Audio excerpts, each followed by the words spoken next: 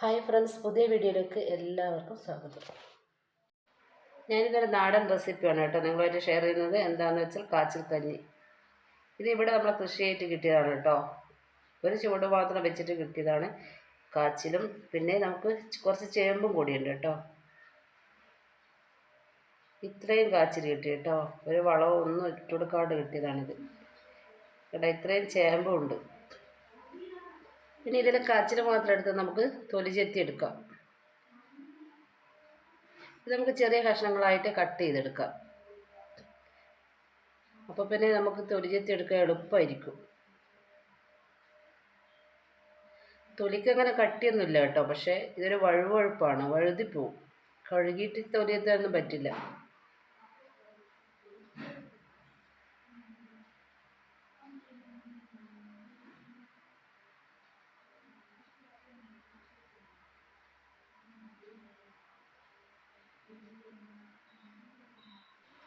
മേലത്തെ വേരടക്കം നമുക്ക് തൊലി ചെത്തി എടുക്കാം.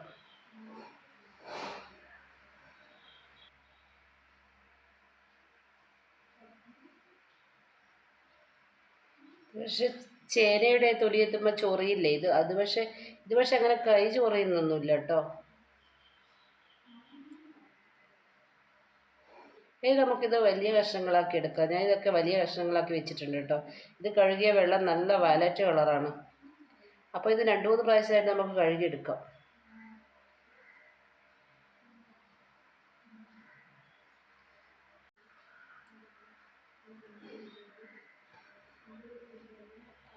അപ്പോൾ ഞാനിത് വലിയ കഷ്ണങ്ങളായിട്ട് തന്നെയാണ് എടുത്തിട്ടുള്ളത്.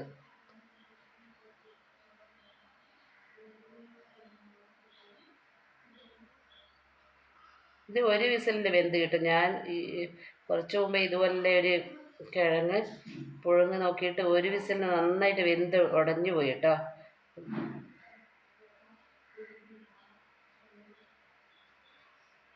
ഇനി നമുക്കിതിലേക്ക് ആവശ്യത്തിന് വെള്ളം ഒഴിച്ചു കൊടുക്കാം.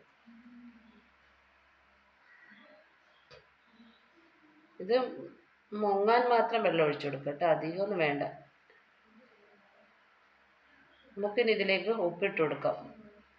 ഈ കാച്ചിൽ മഞ്ഞളിട്ട് കൊടുക്കുമെന്ന് എനിക്കറിയില്ല കേട്ടോ, അതുകൊണ്ട് ഞാൻ മഞ്ഞളൊന്നും ഇട്ട് കൊടുക്കുന്നില്ല.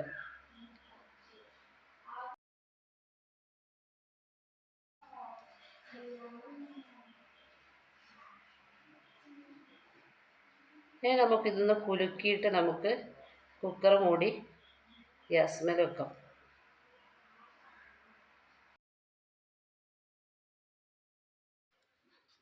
ഇനി നമുക്കിത് ഒരു വിസിൽ കഴിഞ്ഞ് എടുക്കാം കേട്ടോ.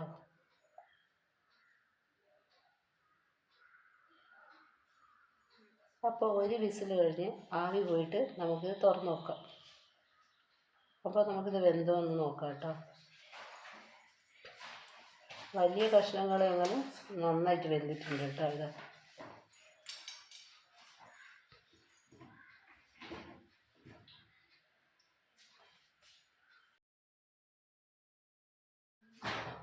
നമുക്കിത് ഈ അരിപ്പ പാത്രത്തിലേക്കിട്ട് ഇതിൽ വെള്ളം അരിച്ചെടുക്കാം കേട്ടോ.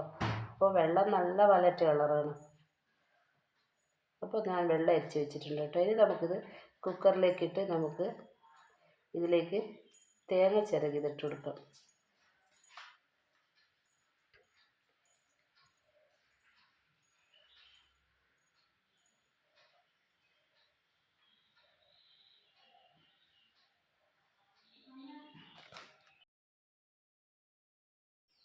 ഇനി നമുക്കിത് നന്നായിട്ട് നമുക്ക് ഉടച്ചു കൊടുക്കാം കേട്ടോ.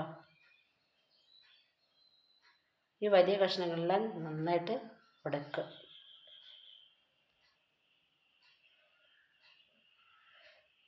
ഇനി ഇതിലേക്ക് നമുക്ക് തേങ്ങ ചേർത്ത് കൊടുക്കാം. അപ്പോൾ ഞാൻ കാച്ചിൽ കഞ്ഞിയാണ് കേട്ടോ ഉദ്ദേശിച്ചത്. അപ്പോൾ നമുക്കിതിലാവശ്യമായ ഉപ്പ് ചേർക്കുക. കൂടുതൽ വെള്ളം വേണമെങ്കിൽ വെള്ളം കൂടി ചേർക്കുക കേട്ടോ. അപ്പോൾ ഞാനിത് ഈ രൂപത്തിലാണ് കേട്ടോ എടുക്കുന്നത്. ഞാനിത് പണ്ട് കഴിച്ചൊരോർമ്മയിലാണ് കേട്ടോ കാച്ചിൽ കഞ്ഞി ഉണ്ടാക്കുന്നത്. ഞാൻ ഇതുവരെ ഉണ്ടാക്കിയിട്ടില്ല. ഇനി നമുക്കിതൊരു പാത്രത്തിലേക്ക് മാറ്റാം. ഇത് ചൂടാറുമ്പോൾ കുറച്ചുകൂടി കട്ടിയായി കേട്ടോ. ഇതിൽ കൂടുതൽ വെള്ളം ഒഴിക്കുമെന്ന് എനിക്കറിയില്ല കേട്ടോ. അമ്മയോട് വിളിച്ച് ചോദിക്കാമെന്ന് വെച്ചാൽ അമ്മ ഭയങ്കരമായിട്ട് ചീത്ത പറയും, ഒന്നും പഠിക്കാണ്ട് വന്നതെന്ന് പറഞ്ഞിട്ട്.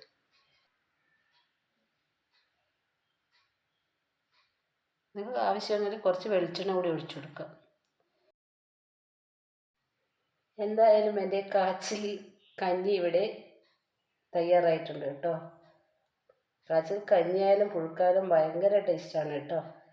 അപ്പോൾ ഞാനൊരു പുതിയ വീഡിയോയുമായി വീണ്ടും വരാം. Tata bye bye.